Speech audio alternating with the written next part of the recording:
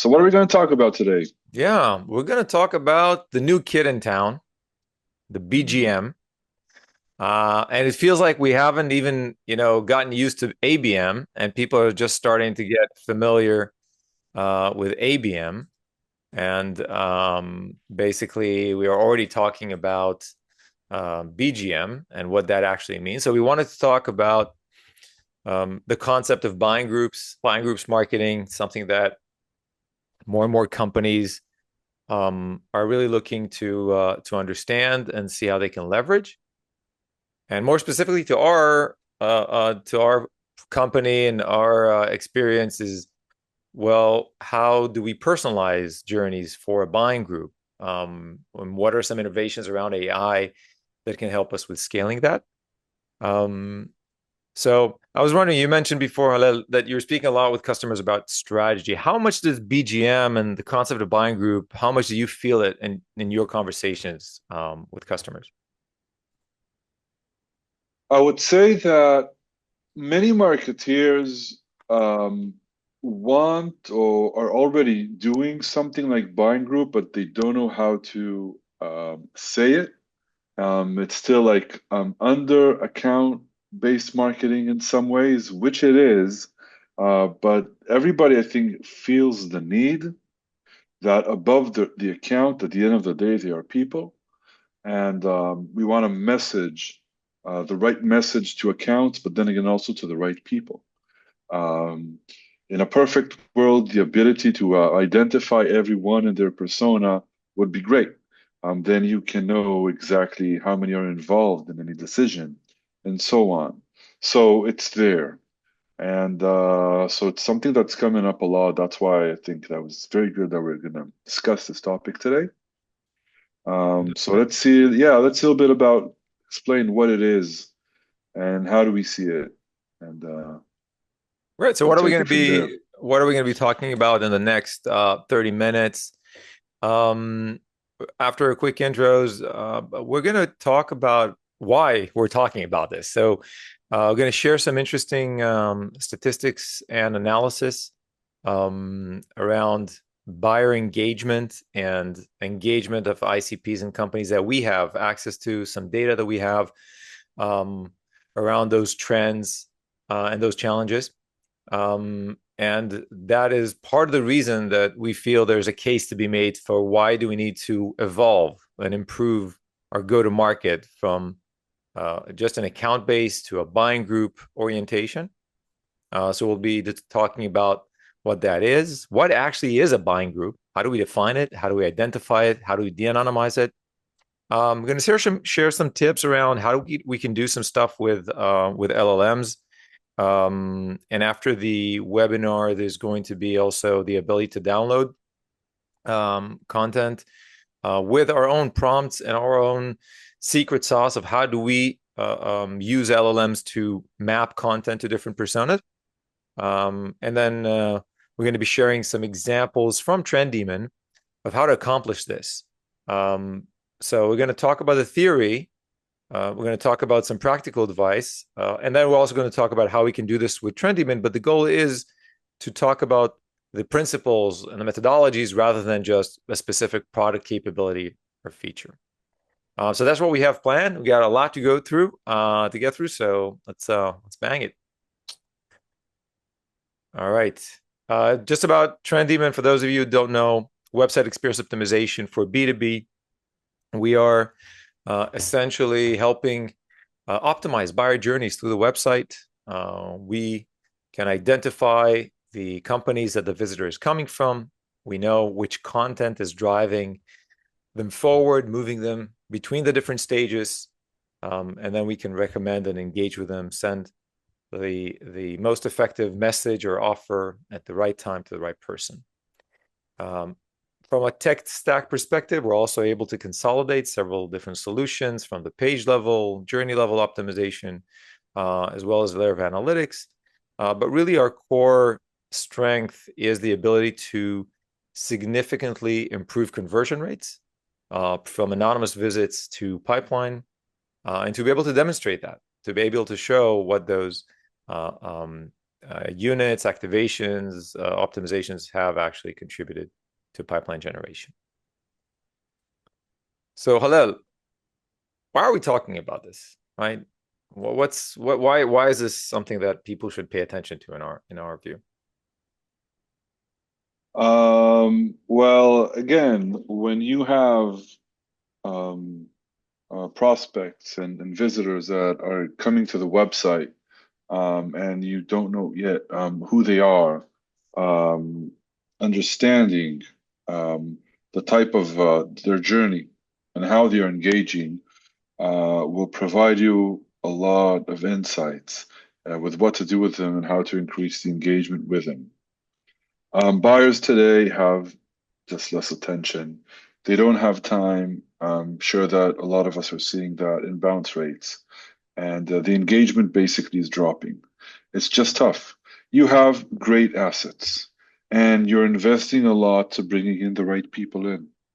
But if you will not surface the right assets for the right people, they will just not know it's there. Websites are complex, especially in the B2B vertical. Sales cycles are long. You know all of that. And if you don't have any kind of method, whatever it is, to personalize, to understand who is visiting what, it's just tough. And this personalization will keep your ROI for sure. It's a must. It's not a tool. It's a must methodology that you must have in your team. If you're doing it manually or fully automated. Um, so that's what's happening now. Yeah, and what we see in the data, and this is an analysis we ran on websites that are just running the insights layer of TrendDB. So we're seeing that over time, there is a constant decline in engagement rates of target of identified companies. So what we did is we looked at the engagement rates of companies that are visiting over time, and what we're seeing very clearly is that we have it's becoming more and more challenging to capture attention. That means that it translates to higher acquisition costs because if we're not able to capture a significant part of our visitors' attention, they will simply move on. I want to also mention something that actually we just talked about it today in another session we did with Checkpoint and Infuse, which was that due to the emergence of course, LLMs, large language models like OpenAI, Perplexity, we're seeing also a decline in traffic rates to the website. So we're actually dealing with two very challenging transformations. One, the decline in attention. People have just less attention to read. Like you said, websites are complex, lots of content. There's another trend. People are just not getting into websites as much as they used to because they're getting a lot of answers before that. The other thing that we're seeing is that a bigger part of the traffic is now coming from LLMs. So people are getting to websites based on queries and questions and prompts that they've asked the model.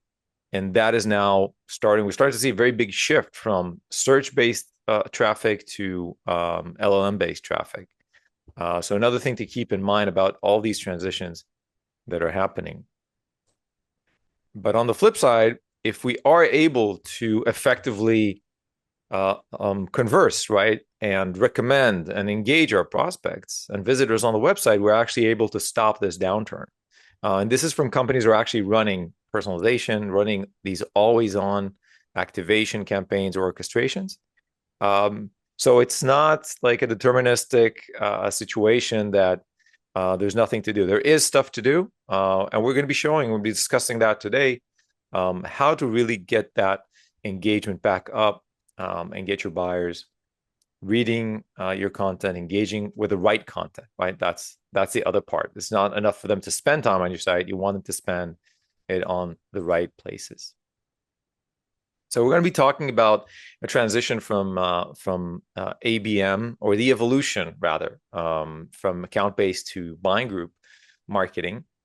And to start off, you just want to maybe quickly orient what is that reshift and refocus from account-based to buying group.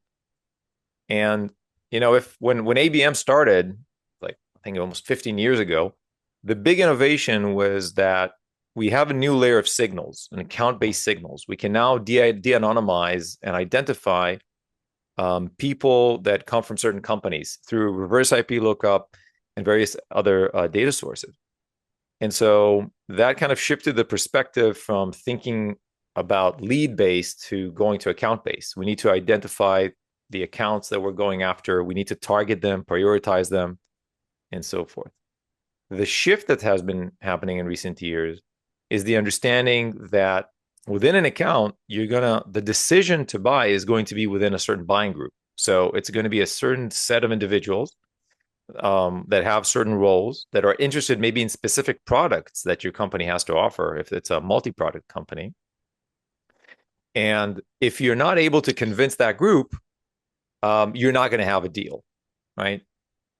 And when we think about it, Hillel, it's a lot like when we analyze a sales process, right? When we talk about whether a deal is moving forward, we talk about metrics like MEDDIC and did we engage do we have the buy-in of the economic buyer and the champion, and who are the supporters? So it's basically an extension of what sales have always been doing, which is trying to understand from a pipeline or a sales perspective, do we have the right people on board? Are they Right. bought in? Now we're trying to take that approach into marketing. Right. And to an automated way to do all of that. And you mentioned about account level signals that we learned today, and everybody knows today how to identify them, if it's third party or first party on your website. And the shift to BGM in terms of the methodology, the signals should be the same of understanding who they are. Instead of identifying just an account, we also want to try and identify a persona.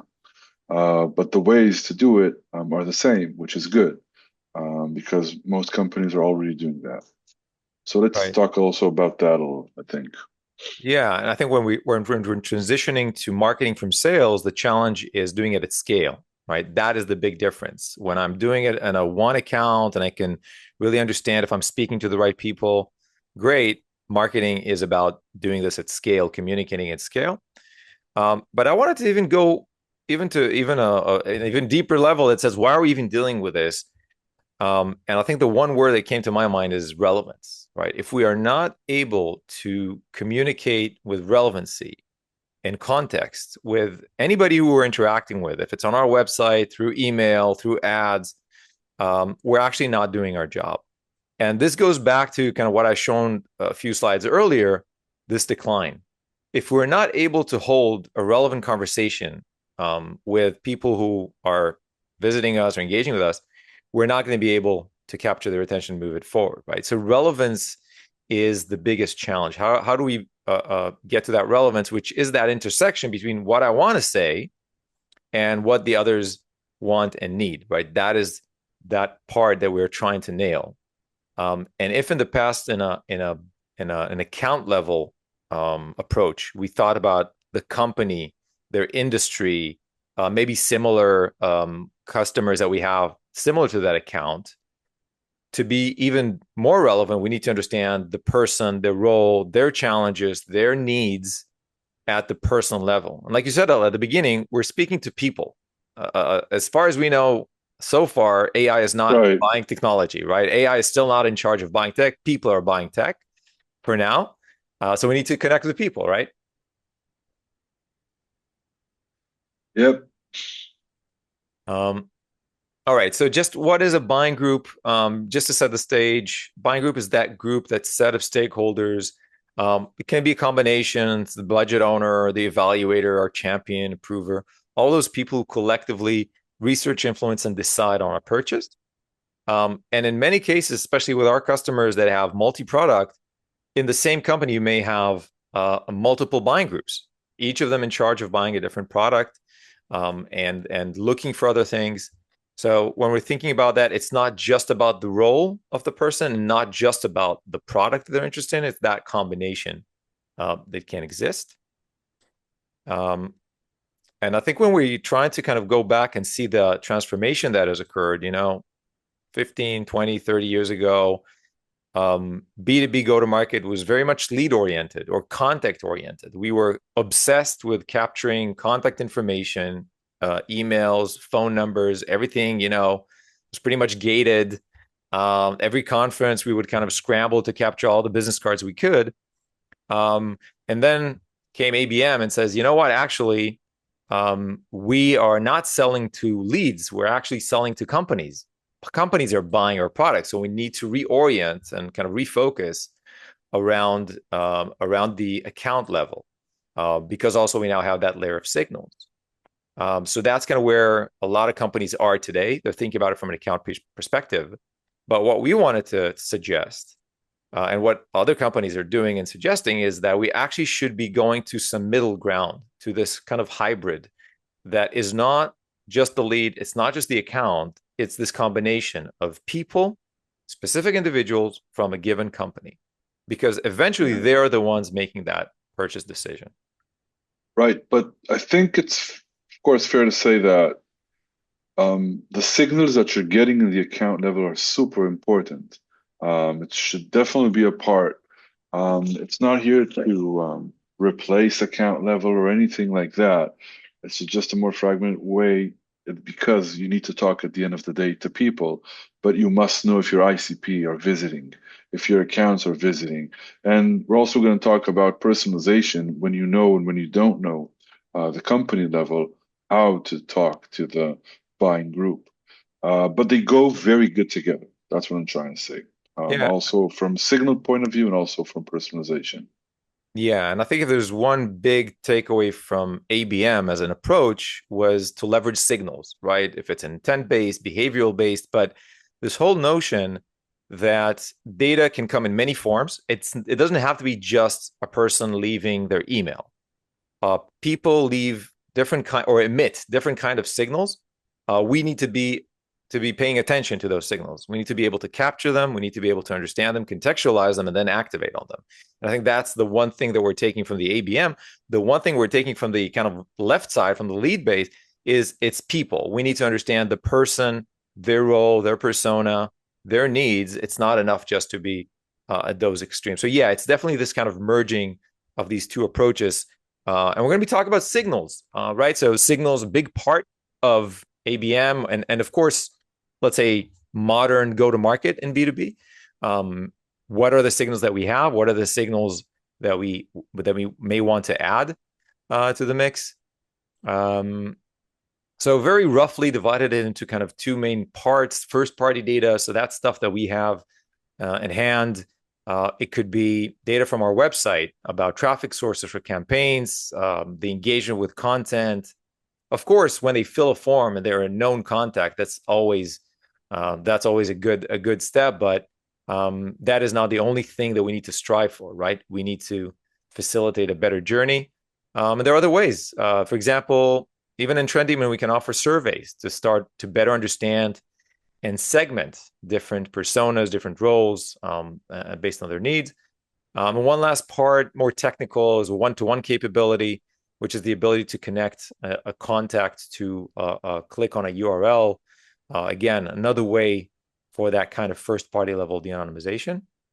And the third party, we have, of course, the ABM platforms with external intent signals, the review websites, contact level de-anonymization. That's also a new emerging player, right? We're seeing Hmm. more Yep. companies around that. If it's RB2B, if it's Vector, that are able, in the US at least, to give information about visits to the website at the contact level.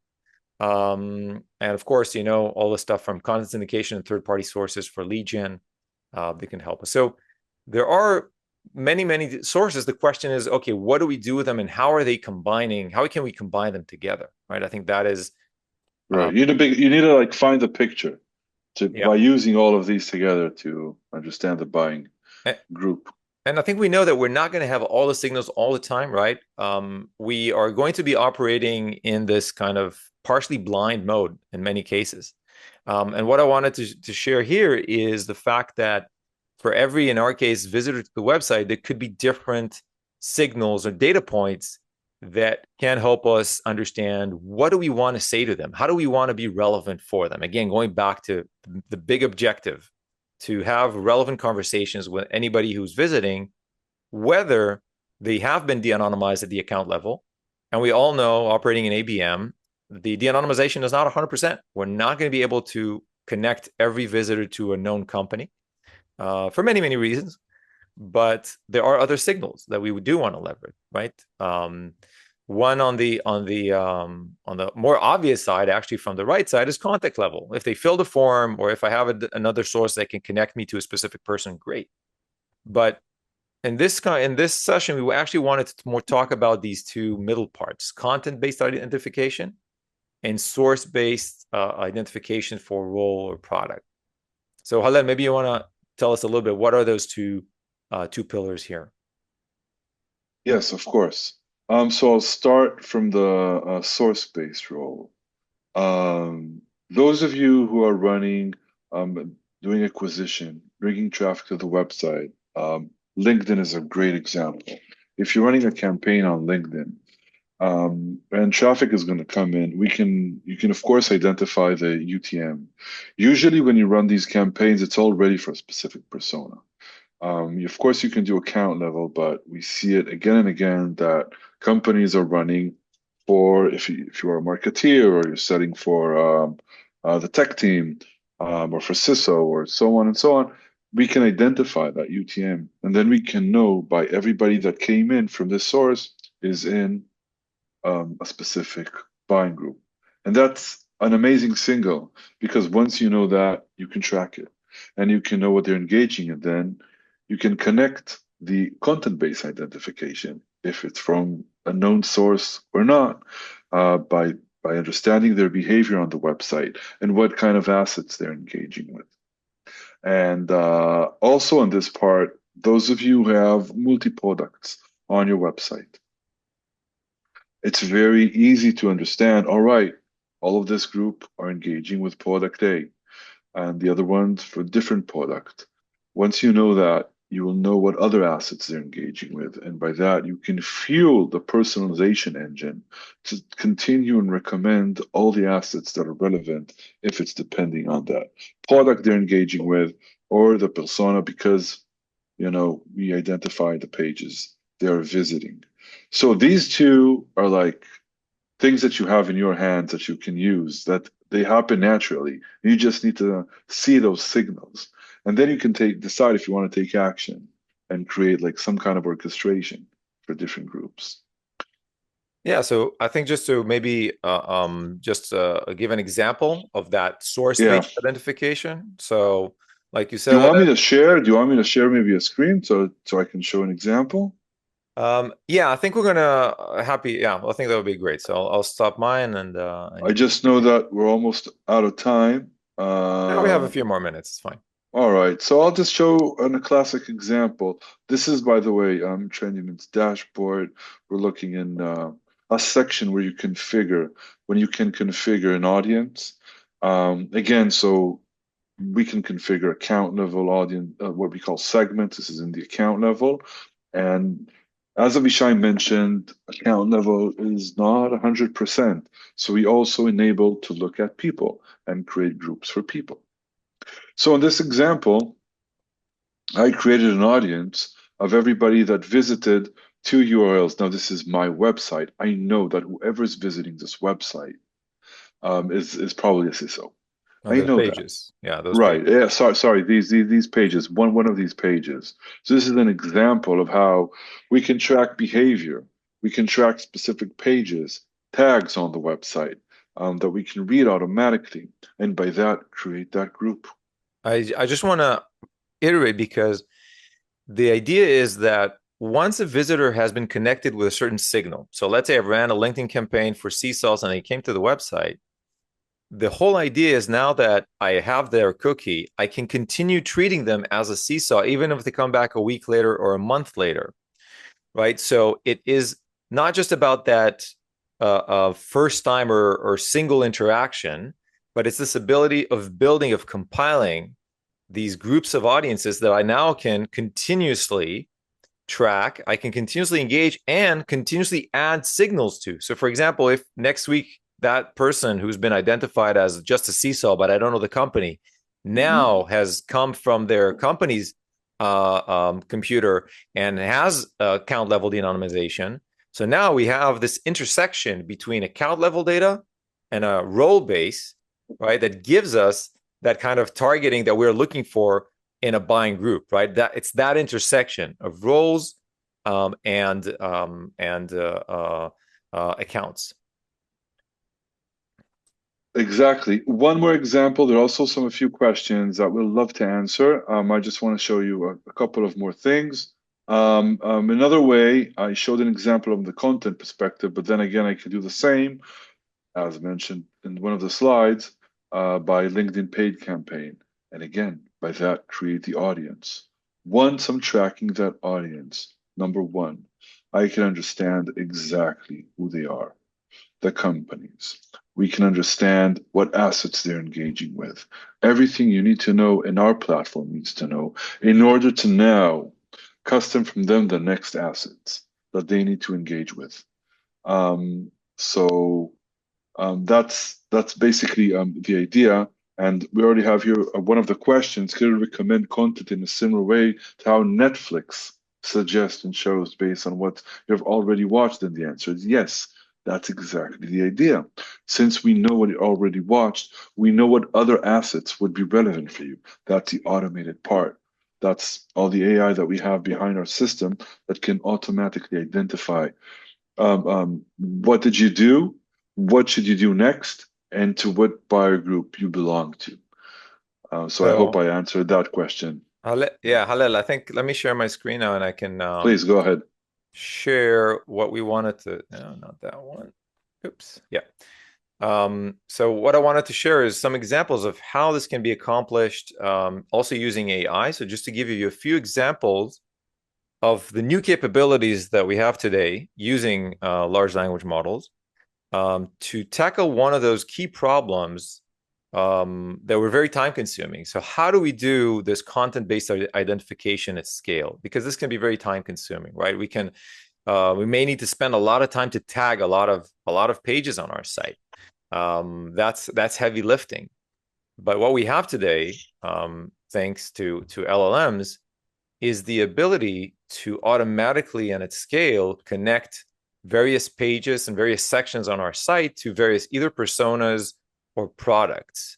And after the webinar, our team will be happy to share some of our prompts that we're using in Trendyman to do this mapping. And we can be happy to share them with you as well.